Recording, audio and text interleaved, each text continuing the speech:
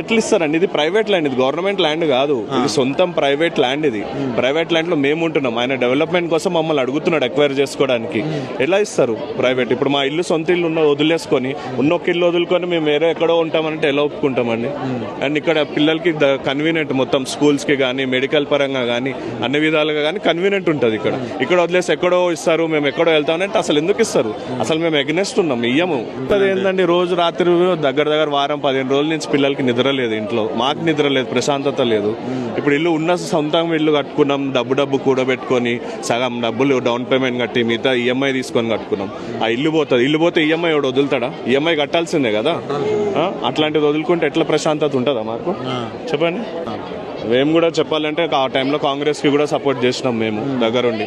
ఇప్పుడు మేము ఇట్లా అవుతుందని తెలిస్తే మేము సపోర్ట్ చేస్తారా? ఇంకోసారి చేస్తామా అసలు ఇట్లాంటి వాళ్ళకి? ఇల్లే పోతుంది అంటే ఇంకెందుకు చేస్తాము? 10 ఎకరాలు కాకుండా మీరు ఆ 70 ఎకరాల్లో చేసుకోవచ్చు కదా, చేసుకోవాలనుకుంటే. మరి ఏముంది ఆయన ఆలోచన విధానం వెనకాల? మనకి ఏం తెలుసు? ఏందో అసలు ప్రజాపాలన ఇంకేమన్నా. నెక్స్ట్ టైం అయితే కష్టం కాంగ్రెస్ రావడం, ఇట్లుంటే ఛాన్సే లేదు.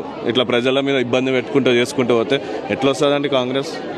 ఏం లక్షల కోట్లు అంతా లోన్లలో. ఇప్పుడు 5,000 కోట్లు కూడా లోన్ తెచ్చే కదా కడుతుంది.